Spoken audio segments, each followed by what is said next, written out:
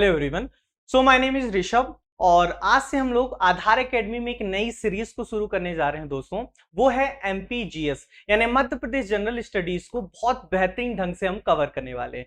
ठीक है, आगे बढ़ने से पहले दोस्तों आप लोग के लिए एक संदेश है और इस संदेश को आप जरूर मन में बैठाए रखिएगा कि राह संघर्ष की जो चलता है, क्या बोल रहा हूं ध्यान से सुनेगा, राह संघर्ष की जो चलता है वही संसार को बदलता है। जिसने रातों से है जंग जीती, सुबह सूर बनकर वही चमकता है। तो ध्यान रखिएगा दोस्तों, सफलता यूं गली पे नहीं मिलती है, सफलता प्राप्त करने के लिए आपको लगातार मेहनत करना पड़ता है। और एक बात और दोस्तों, जो हीरा होता है वो अक्सर कोयले की खदानों के आसपास ही पाया जाता है, क्लियर है। लेकिन जब हीरा निकाला जाता है तब उसमें चमक नहीं होती है, उस चमक को लाने के लिए उसको तराशना पड़ता है और तराशने का काम आपकी ये आधार एकेडमी करने वाली है। और हीरा आप हैं हमारे, जिनको हम तराश के इस संसार के सामने चमकाने वाले हैं। तो चलिए शुरू करते हैं दोस्तों, आगाज करते हैं मध्य प्रदेश के जीएस को। और एक बार हम लोग सिलेबस में निगाहें थोड़ा सा टिका लेते हैं। आप सभी को पता है कि मध्य प्रदेश के जो लोक सेवा आयोग है उसने प्री के सिलेबस को टोटल 10 इकाइयों में बांट कर रखा हुआ है। और इन 10 यूनिट्स में जो मध्य प्रदेश का हिस्सा कहां कहां पे आता है दोस्तों, तो एक तो आता है यूनिट नंबर 1 पे। कहां पे आता है साहब? यूनिट नंबर 1 पे। और जो यूनिट नंबर 1 है दोस्तों वो चर्चा करता है मध्य प्रदेश का इतिहास, संस्कृति एवं साहित्य को, यानी मध्य प्रदेश की history and art and culture को यूनिट नंबर 1 कवर करता है। क्लियर दोस्तों? चलिए उसके बाद जो यूनिट नंबर 3 है साहब, कौन सी यूनिट नंबर 3 है? ये मध्य प्रदेश के भूगोल यानी मध्य प्रदेश के ज्योग्राफी का जिक्र करता है। क्लियर है ना? किसका जिक्र करता है? मध्य प्रदेश की ज्योग्राफी का। उसके बाद अगर हम अगली यूनिट की तरफ बढ़ते हैं दोस्तों तो वो आती है यूनिट नंबर 5। कौन सी साहब? Unit number 5। और यूनिट नंबर 5 को में भी 2 हिस्से आते हैं। कौन कौन से? एक ए है यानी आ और एक है बा। जो आ है साहब वो मध्य प्रदेश की संवैधानिक व्यवस्था यानी राज्य की जो पॉलिटिकल स्ट्रक्चर है, मध्य प्रदेश का high court, council of ministers, CM, इन सबको चर्चा करता है। उसके बाद जो यूनिट नंबर 5 का जो बा है यानी पार्ट बी जो है वो राज्य की अर्थव्यवस्था, मध्य प्रदेश की इकोनॉमी को चर्चा करता है। ठीक है दोस्तों, तो ये तो रही प्री के सिलेबस में। यानी प्री के सिलेबस में 3 इकाइयां ऐसी हैं जो मध्य प्रदेश को लेकर चलती हैं। यूनिट नंबर 1 जो history and art and culture को डिस्कस करता है, यूनिट नंबर 3 जो मध्य प्रदेश के भूगोल ज्योग्राफी को डिस्कस करता है, और यूनिट नंबर 5 साहब जो कि मध्य प्रदेश की संवैधानिक व्यवस्था और मध्य प्रदेश की इकोनॉमी को डिस्कस करता है। क्लियर दोस्तों?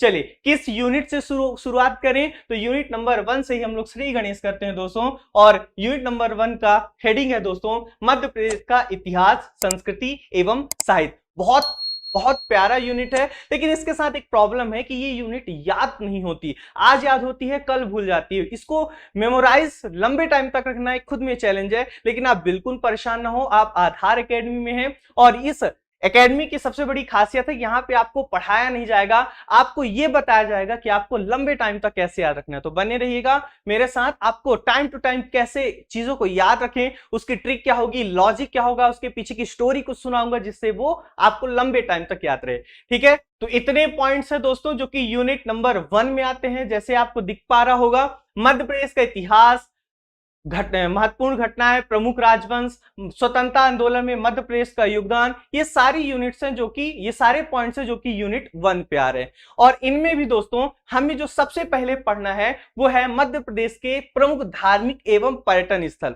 क्यों साहब? इसी को ही हम क्यों चालू कर रहे हैं? क्योंकि इसमें हम लोग मध्य प्रदेश की एक सैर लगाएंगे। क्या करेंगे? मध्य प्रदेश के 52 जिलों में एक बार घूमेंगे। उन 52 जिलों में कौन कौन से धार्मिक एवं पर्यटन स्थल है उनकी चर्चा करेंगे। और मुझे बताइए दोस्तों, जब आप 52 जिलों को घूमकर 52 जिलों के बारे में इंफॉर्मेशन रखेंगे तब आप उस जिले से संबंधित कौन कौन से ऐतिहासिक घटनाएं हैं, उस जिले से संबंधित कौन कौन से स्वतंत्रता आंदोलन, क्रांतिकारी कौन कौन से हैं, क्या क्या घटनाएं हुई थी, ये आपको याद रख पाना बहुत ही आसान हो जाता है। ठीक है दोस्तों, तो आगाज करते हैं मध्य प्रदेश में प्रमुख धार्मिक एवं पर्यटन स्थल। क्लियर है दोस्तों? चलिए, आप सभी को पता होगा दोस्तों, जब भी कोई एक प्रोजेक्ट आता है, मैं एग्जांपल के तहत लेता हूं, मध्य प्रदेश में Ken Betwa link project, yes और नो, काफी चर्चा में है। यानी केन नदी के सरप्लस वाटर को बेतवा नदी में क्या किया जा रहा है? ट्रांसफर किया जा रहा है। यस और नो। और बहुत सारी हाइड्रो इलेक्ट्रिसिटी भी बनाई जाएगी, कुछ सोलर पैनल्स भी कैनाल पे लगाए जाएंगे, कुछ एरिया सिंचाई की भी सिंचित क्षेत्र भी होगा, उसकी चर्चा हम बाद में करेंगे। लेकिन मुझे बताइए दोस्तों, इतने बड़े प्रोजेक्ट के लिए कोई ना कोई एक संस्था बनाई जाएगी, यस और नो। वो संस्था का काम क्या होगा? उस संस्था का काम होगा कि मध्य प्रदेश का जो प्रोजेक्ट है केन बेतवा लिंक प्रोजेक्ट, केन बेतवा नदी जोड़ो परियोजना, उसके डेवलपमेंट को देखना, उसके विकास को देखना। उसी तरह दोस्तों मध्य प्रदेश में पर्यटन, और मध्य प्रदेश में पर्यटन को बढ़ावा देने के लिए भी बहुत सारी संस्थाएं काम करती हैं, बहुत सारी नीतियां काम करती हैं, और वो संस्थाएं और नीतियां मिलकर मध्य प्रदेश को पर्यटन की दृष्टि से एक समृद्ध राज्य बनाती है। क्लियर है? तो हमारा पहला काम क्या होने वाला है? हम सबसे पहले ये देखने वाले हैं साहब कि मध्य प्रदेश में पर्यटन को बढ़ावा देने के लिए कौन कौन सी संस्थाएं हैं। सवाल उठता है कि इससे क्वेश्चन कैसे पूछे जाएंगे? बहुत स्ट्रेट फॉरवर्ड क्वेश्चन पूछा जाएगा कि इस संस्था की स्थापना किस वर्ष हुई। क्लियर है ना? चलिए, तो इस संस्था की कड़ी में जो सबसे पहला ऑर्गेनाइजेशन हम जो पढ़ने वाले हैं दोस्तों, मेरे साथ आप नोट करते जाएं और लगातार मेरे साथ आप बोलते रहें, जिससे टीचर स्टूडेंट इंटरेक्टिविटी बेहतरीन बनी रहे और आपको चीजें क्लास में याद हो जाए। ध्यान रखिएगा, क्लास के बाद कुछ याद नहीं करना, सारी चीजें ही क्लास में याद करना। ठीक है? तो पहली संस्था आती है, आप मेरे साथ नोट करिएगा दोस्तों, मध्य प्रदेश, क्या है? मध्य प्रदेश राज्य पर्यटन विकास निगम। नोट करिएगा, मध्य प्रदेश राज्य पर्यटन विकास निगम, मध्य प्रदेश राज्य पर्यटन विकास निगम। कब स्थापना होती है साहब? 1978 में। कब होती है? 1978 में। मैं इतनी बार बुलवाऊंगा कि वो बच के कहां जाएगा, वो याद होगा ही, होना पड़ेगा। क्लियर है ना? मध्य प्रदेश राज्य पर्यटन विकास निगम स्थापना कब होती है? 1978 में। क्लियर है दोस्तों? चलिए, दूसरी जो संस्था आती है दोस्तों, वो उसकी स्थापना होती है 2005 में। कब होती है? 2005 में। और उस संस्था का नाम है मध्य प्रदेश इको पर्यटन। क्या दोस्तों? मध्य प्रदेश इको पर्यटन विकास बोर्ड। मध्य प्रदेश इको पर्यटन विकास बोर्ड कब स्थापना होती है? डेट के साथ याद रखना है साहब, 12 जुलाई 2005 को। कब? मेरे साथ आप दो बार बोले, 12 जुलाई 2005। 12 जुलाई 2005 क्या होता है? मध्य प्रदेश इको पर्यटन विकास बोर्ड का गठन होता है। सवाल उठता है, क्या करेगा? पर्यटन विकास लिखा है, यानी पर्यटन को बढ़ावा देगा। लेकिन किस प्रकार के पर्यटन को बढ़ावा देगा दोस्तों? आप देखिए, यहाँ पे इको लगा हुआ है। क्या लगा हुआ है? इको। और जब भी इको वर्ड आता है दोस्तों, तो उसका जो परिप्रेक्ष्य लिया जाता है वो पर्यटन, पर्यावरण से। किससे दोस्तों?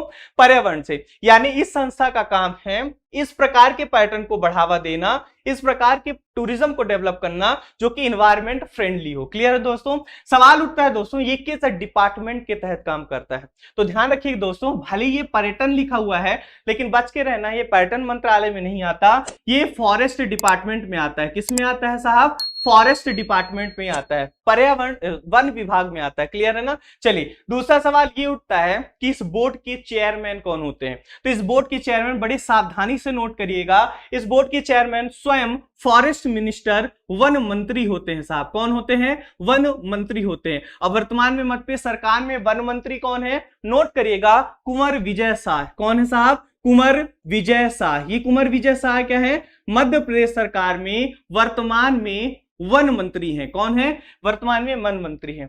अब अगर ये मंत्री हैं तो मैं बात 6 महीने की नहीं कर रहा हूं, आप लोगों ने पॉलिटी में पढ़ते होंगे कि 6 महीने तक कोई भी व्यक्ति बिना विधानमंडल का सदस्य बने मंत्री बन सकता है। यस और नो? हालांकि ये विधायक हैं, 6 महीने वाला फंडा यहाँ पे अप्लाई मत करिएगा। अगर ये विधायक है तो इनका विधानसभा क्षेत्र होगा, और इनका विधानसभा क्षेत्र दोस्तों हरसूद। क्या है? हरसूद। किस जिले में आता है? खंडवा जिले में आता है। क्लियर है ना? चलिए दोस्तों, अब ये हमें ये याद करना थोड़ा सा चैलेंज हो जाता है कि क्योंकि इतने सारे कैबिनेट, इतने सारे राज्य मंत्री, किस मंत्री के पास कौन सा डिपार्टमेंट है। तो यहाँ पे देखिए दोस्तों, इनके नाम के आगे लगा है कुंवर। क्या लगा है? कुंवर राजकुमार। यस सुनो। और मुझे बताइए, पुराने समय में जो कुंवर हुआ करते थे, राजकुमार हुआ करते थे, वो शिकार करने के लिए कहां जाया करते थे? वन में जाया करते थे। याद हो जाएगा। तो कुंवर विजय शाह के पास कौन सा मंत्रालय है? वन मंत्रालय है। ठीक है। तो अगर आपसे बोलेगा कि मध्य प्रदेश इको पर्यटन विकास बोर्ड के चेयरमैन कौन होते हैं, तो वन मंत्री होते हैं, वर्तमान में कुंवर विजय शाह है। चलिए दोस्तों, अगली कहानी स्टार्ट होती है और अगला जो मैं लिखने वाला हूं ये कोई संस्था नहीं है साहब, ये एक नीति है। सवाल उठता है कैसी नीति, तो मुझे बताइए, जब आप कोई काम करते हैं तो एक प्लान बनाते हैं, एक स्ट्रक्चर बनाते हैं। उसी तरह दोस्तों कहानी स्टार्ट होती है 5 सितंबर 2012 को। कब की कहानी है साहब? 5 सितंबर 2012 को। इस दिन क्या होता है, एक नीति आती है। किस चीज के लिए नीति होगी? क्या पढ़ रहे हैं हम लोग? पर्यटन पढ़ रहे हैं, तो पर्यटन की नीति आती है और ये होती है साहब मध्य प्रदेश की पहली पर्यटन नीति। क्या? मेरे साथ बोलते रहे, बोलना जरूर है, ठीक है। मध्य प्रदेश की पहली पर्यटन नीति, मध्य प्रदेश की पहली पर्यटन नीति कब आती है? 5 सितंबर 2012 को। कब आती है? 5 सितंबर 2012 को। याद रह जाएगा। चलिए, सवाल उठता है कि इस पर्यटन नीति में, देखिए हमें पूरी नीति नहीं पढ़नी कि आप पूरी नीति पढ़ने लगो। एक तो ये पर्यटन नीति जो कि 2012 की है, वर्तमान में कार्यरत भी नहीं है, तो आपको पूरे पर्यटन नीति के प्रावधान बिल्कुल भी नहीं पढ़ने, ठीक है। एक पॉइंट जो ध्यान रखना है दोस्तों वो ये है कि मध्य प्रदेश की जो पहली पर्यटन नीति थी, इसी के तहत पर्यटन को उद्योग का दर्जा दिया गया था साहब। क्या दिया गया था? पर्यटन को उद्योग का दर्जा दिया गया था। अब ये क्या नई समस्या है? क्या है उद्योग को दर्जा देने का मतलब? इसका मतलब ये है साहब कि जो नीतियां, जो कानून, जो सुविधाएं, जैसे श्रम कानून हो गया, श्रम कानून इंडस्ट्रीज में लागू होता है, उसी तरह के श्रम कानून पर्यटन के क्षेत्र में जो काम करने वाली, जैसे रेस्टोरेंट इंडस्ट्री हो गई, होटल इंडस्ट्री हो गई, वो सभी श्रम कानून और अदर कानून, वो सभी सुविधाएं, वो सभी टैक्सेस के लॉज, वो पर्यटन के क्षेत्र के भी उद्योगों को लागू होना शुरू हो गए। कब के बाद? 2012 के बाद। क्यों? क्योंकि मध्य प्रदेश की पहली पर्यटन नीति के तहत ही पर्यटन को उद्योग का दर्जा दिया गया है। क्लियर है दोस्तों? चलिए अगली कहानी आती है साहब 2 साल बाद, 2012+2 यानी 2014 में। कब? 2014 में। क्या किया गया 2014 में साहब? इस पर्यटन नीति है ना जो कि 2012 की है, इसमें पहली बार संशोधन किया गया, कुछ प्रावधान बदले गए। क्लियर हो गई? चलिए फिर 2 साल बाद यानी +2 2016 में। कब दोस्तों? 2016 में। और डेट याद रखना है दोस्तों, 16 सितंबर। कब का है वो दिन? है 16 सितंबर, साल है 2016। इस दिन क्या हुआ? इस दिन मध्य प्रदेश की वर्तमान पर्यटन नीति आती है। क्या आती है? मध्य प्रदेश की वर्तमान पर्यटन नीति, मध्य प्रदेश की वर्तमान पर्यटन नीति। क्लियर हो गई? इतनी बात आपको अगर आपसे पूछा जाएगा मध्य प्रदेश की पहली पर्यटन नीति 5 सितंबर 2012, मध्य प्रदेश की वर्तमान पर्यटन नीति 16 सितंबर 2016। अब याद करना बहुत आसान है। देखिए 2012+2 किया तो 2014 आया। 2014 में इस वाली नीति में पहली बार संशोधन किया गया था, यस और नो। फिर +2 किए, 2016 आया। अब देखिए दोस्तों, यहां पे भी 16 और डेट में भी 16, यहां पे भी 16 और डेट में भी 16, यानी 16 इतनी तो क्लियर हो गई। अब देखिए पर्यटन नीति सितंबर माह पे आ रही है, पहली पर्यटन नीति भी सितंबर माह पे आई, वर्तमान पर्यटन नीति भी सितंबर माह पे आई। तो याद करना कितना आसान हो गया कि पहली पर्यटन नीति 5 सितंबर 2012, 2 साल बाद पहला संशोधन, और उसके 2 साल बाद यानी 2016, 16 सितंबर 2016 में पूरी की पूरी नई पर्यटन नीति आ गई। क्लियर है दोस्तों? चलिए आगे बढ़ते हैं। जिस प्रकार मध्य प्रदेश की पहली पर्यटन नीति 2012 में पर्यटन को उद्योग का दर्जा दिया गया था, उसी तरह दोस्तों ये जो मध्य प्रदेश की वर्तमान पर्यटन नीति है, इसके तहत क्या किया गया दोस्तों? एक पर्यटन कैबिनेट का गठन किया गया। क्या किया गया? पर्यटन कैबिनेट का गठन किया गया, यानी एक पर्यटन मंत्री का, सिंपल समझिए, सरल शब्दों में, अगर कठिन शब्दों में उलझाऊं ना, तो एक पर्यटन मंत्री बनाया गया। क्या बनाया गया? एक पर्यटन मंत्री बनाए गए। और वर्तमान में जो पर्यटन मंत्री है साहब, वो कौन है? सुश्री उषा ठाकुर। कौन है? सुश्री उषा ठाकुर। इनका विधानसभा क्षेत्र साहब महू का अगर आपसे पूरा नाम पूछा जाए तो मिलिट्री हेडक्वार्टर ऑफ वॉर। वर्तमान में चूंकि मऊ का नाम बदल के क्या कर दिया गया है? डॉक्टर अंबेडकर नगर। मऊ के बारे में कुछ चीजें आपको हमेशा याद होनी चाहिए। मऊ में बाबा साहब की जन्मस्थली है, भगवान परशुराम की जन्मस्थली है। मऊ में वांचू पॉइंट है जहां से चंबल रिवर ओरिजिनेट होती है।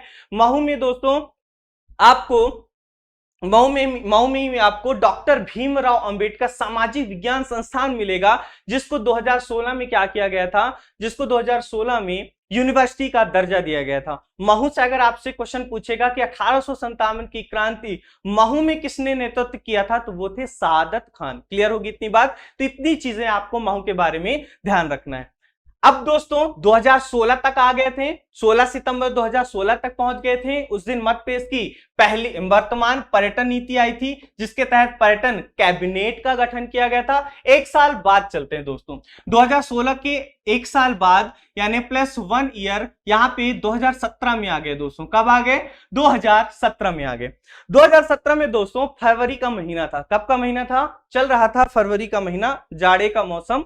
2 दिन आपको याद रखना है। कितने डेट आपको याद रखना है? दिन नहीं डेट, 2 डेट याद रखना है। कौन कौन सा डेट दोस्तों फरवरी माह के? एक डेट आपको ध्यान रखना है दोस्तों 22 फरवरी का। कब का ध्यान रखना है? 22 फरवरी का। क्लियर है ना? दूसरा डेट आपको ध्यान रखना है साहब 28 फरवरी का। बोलते जाएं, आप बिना बोले चीजें याद नहीं कर सकते। आपको खुद के साथ ईमानदारी रखनी है, आपको बोलना है। पहला डेट आपको क्या ध्यान रखना है फरवरी माह का? 22 फरवरी 2017। साल 2017 की पहली डेट 22 फरवरी, दूसरी डेट 28 फरवरी। याद करना बहुत आसान है। देखिए दोस्तों, देखिए डेट याद करना, हमारा जो ब्रेन है ना दोस्तों, फोटोजेनिक मेमोरी जो एक्सेप्ट करता है। जो डिजिट याद करना ब्रेन के लिए थोड़ा सा टफ होता है, तो कुछ ना कुछ जुगाड़ बनाए, उस जुगाड़ से ही आप डेट को लंबे टाइम तक याद रख पाएंगे। ठीक है, मैंने क्या जुगाड़ बनाया दोस्तों? देखिए 22 और 28 में 6 दिन का अंतर आ रहा है। कितने दिन का आ रहा है? 6 दिन का। अभी 6 कहां से आ रहा है? देखिए 2 और ये 2 यानी 6 और 22 में +6 जोड़े, कौन सी डेट आई? 28 फरवरी। क्लियर है ना? चलिए 22 फरवरी को क्या किया गया दोस्तों? 22 फरवरी को एक संस्था आती है जो कि बहुत बहुत बहुत ज्यादा इंपॉर्टेंट हमारे लिए। आए दिन न्यूज़पेपर में इस संस्था से कोई ना कोई आर्टिकल, कोई ना कोई खबर आपको निकल के मिलती है, और उसका नाम है मध्य प्रदेश टूरिज्म बोर्ड। क्या नाम है साहब? मेरे साथ बोलते रहे, Madhya Pradesh tourism board. Tourism को हिंदी में मैं पर्यटन कह सकता हूं, तो मैं यहां पे लिख दूंगा मध्य प्रदेश पर्यटन बोर्ड। कौन सी संस्था है साहब? मध्य प्रदेश पर्यटन बोर्ड। कब आई? 22 फरवरी 2017 को। कब आई? मेरे साथ बोले, 22 फरवरी 2017 को मध्य प्रदेश पर्यटन बोर्ड आता है। क्लियर है ना? एक और जो क्वेश्चन इससे पूछा जाता है दोस्तों, ये मध्य प्रदेश पर्यटन बोर्ड, इसका ध्येय वाक्य आपसे पूछा जाता है, तो इसका ध्येय वाक्य नोट करिएगा, हृदय भारतम। क्या है इसका ध्येय वाक्य? हृदय भारतम। तो अगर आपसे पूछेगा मध्य प्रदेश पर्यटन बोर्ड का गठन कब हुआ? 22 फरवरी 2017 को। ध्येय वाक्य क्या है? हृदय भारतम है। क्लियर होगी इतनी बात आपको? चलिए 28 फरवरी को क्या होता है साहब? 28 फरवरी को मध्य प्रदेश की पहली जल पर्यटन नीति आती है। अब देखिए आप यहां से आप कंफ्यूज होने लगेंगे। सबसे पहले मैंने आप लोगों को बताया था मध्य प्रदेश की पहली पर्यटन नीति, वहां पे मैंने जल नहीं जोड़ा था। क्या नहीं जोड़ा था वहां पे? मैंने जल। मैंने सबसे पहले बोला था मध्य प्रदेश की पहली पर्यटन नीति 2012 में आती है, जिसके तहत पर्यटन को उद्योग का दर्जा दिया गया था। क्लियर होगी इतनी बात? मध्य प्रदेश की वर्तमान या यूं कहूं नवीन पर्यटन नीति जो आज कार्यरत है, वो आती है 16 सितंबर 2016 को, जिसके तहत पर्यटन कैबिनेट का गठन किया गया था। क्लियर है ना? और 28 फरवरी 2017 को मध्य प्रदेश की पहली जल पर्यटन नीति आती है। क्या आती है दोस्तों? मध्य प्रदेश की पहली जल पर्यटन नीति आती है। मध्य प्रदेश की पहली क्या आती है? जल पर्यटन नीति। अब देखिए दोस्तों, काम क्या होगा?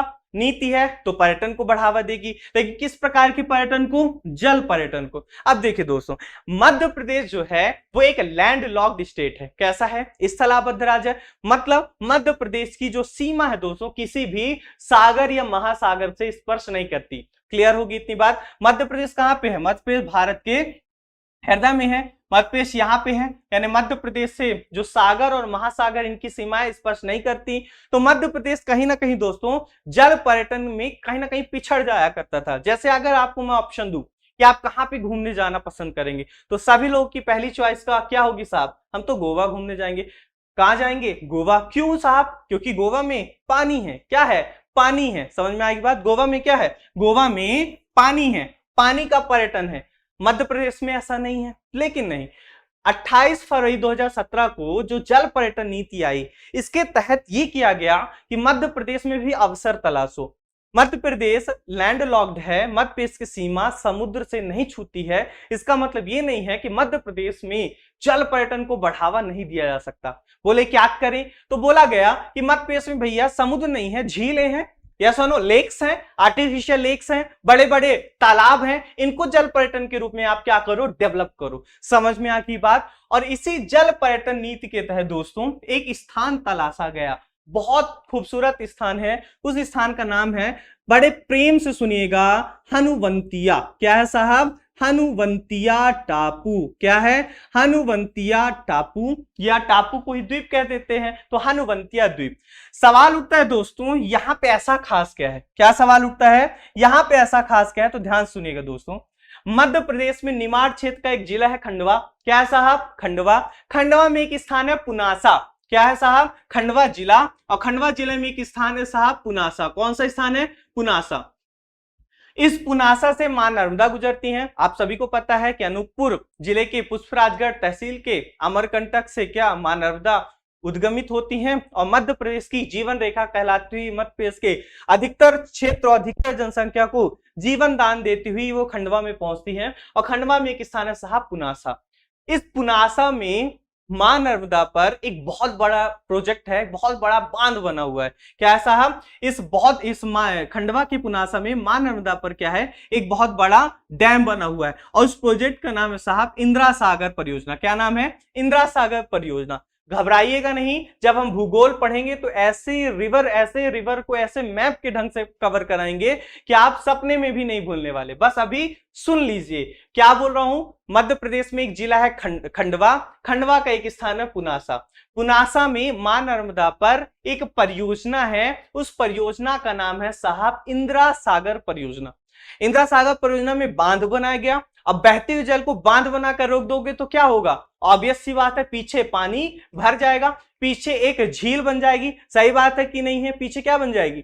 एक कृत्रिम झील बन जाएगी, और उस कृत्रिम झील में हो सकता है ना दोस्तों, कुछ स्थान अगर उठा हुआ है तो वो जल के बाहर रहेगा, एक टापू जैसा दिखेगा। तो इस जो कृत्रिम झील बनी हुई है इंदिरा सागर बांध के बनने के कारण, उसके पीछे के जल भराव क्षेत्र में उस द्वीप का नाम है साहब हनुवंतिया। क्या नाम है? उस द्वीप का नाम है हनुवंतिया। और इस हनुवंतिया, मुझे बताइए कितना खूबसूरत लगता होगा। आप यूट्यूब पे भी देख सकते हैं, बीच में एक द्वीप है, चारों तरफ पानी है। क्या है? चारों, जहां तक निगाहें आप घुमाओ वहां तक पानी है। क्लियर है ना? और इसी हनुवंतिया को दोस्तों, इस जल पर्यटन नीति जो कि कब आई? 28 फरवरी 2017 को, इस नीति के तहत हनुवंतिया को मध्य प्रदेश का, ध्यान से सुनना, सो तो नहीं रहे कोई, मध्य प्रदेश का पहला जल पर्यटन क्षेत्र घोषित किया गया। डायरेक्ट सवाल आएगा साहब, मध्य प्रदेश का पहला जल पर्यटन क्षेत्र हनुवंतिया कहां, किस जिले में है? खंडवा में है। किस बांध के बनने के कारण पीछे जो जल भरा हुआ है उस पे स्थित द्वीप है? तो इंदिरा सागर बांध। किस नदी पे बना हुआ है? मां नर्मदा पे बना हुआ है। इतनी बात क्लियर होगी दोस्तों। तो ये हनुवंतिया क्या है दोस्तों? मध्य प्रदेश का पहला जल पर्यटन क्षेत्र है। कब घोषित किया गया? 2017 में। अच्छा, एक खास बात और है, वर्ष 2017 से ही साहब इस हनुवंतिया में ना जल महोत्सव मनाया जाता है। क्या मनाया जाता है? जल महोत्सव। अमूमन नवंबर माह पे मनाया जाता है। लास्ट ईयर नवंबर 2021 में ही जल महोत्सव मनाया गया था।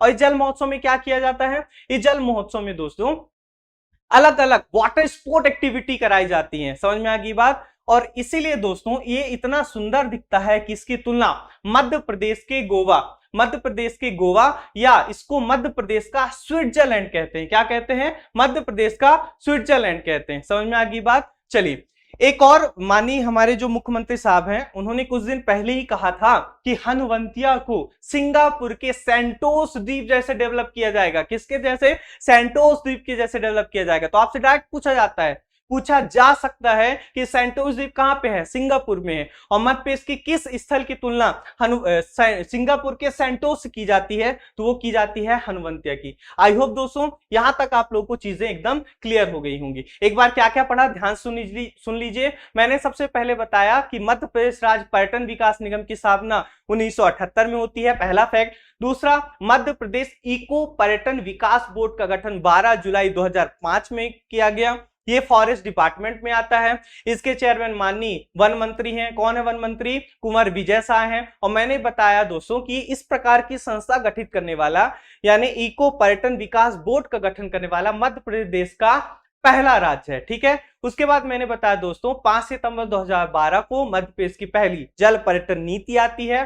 2014 में उस नीति में पहली बार संशोधन किया जाता है और 2012 की नीति के तहत ही पर्यटन को 2 का दर्जा दिया गया। 16 सितंबर 2016 को मध्य प्रदेश की पहली, या यूं कहूं मध्य प्रदेश की नवीनतम पर्यटन नीति लाया गया, जिसके तहत पर्यटन कैबिनेट का गठन किया गया। उसके बाद मैंने आपको 2017 की फरवरी माह की 2 डेट के बारे में बताया। एक है 22 फरवरी 2017, जिस दिन मध्य प्रदेश टूरिज्म बोर्ड का गठन किया गया और इसका ध्येय वाक्य हृदय भारतम है। 28 फरवरी 2017 को मध्य प्रदेश की पहली जल पर्यटन नीति आई, जिसके तहत हनवंतिया को पहला जल पर्यटन क्षेत्र घोषित किया गया। आई होप आप लोगों ने आज की क्लास को एंजॉय किया होगा। अगर वीडियो पसंद आया है तो वीडियो को लाइक करें, आधार एकेडमी को अपना प्यार और सपोर्ट दें, चैनल को सब्सक्राइब करें। मिलते हैं हम अगली क्लास में, तब तक के लिए हंसते रहिए, मुस्कुराते रहिए, मेहनत करते रहिए, अपने माता पिता के सपनों को पूरा करिए। जय हिंद, जय भारत। Thank you everyone.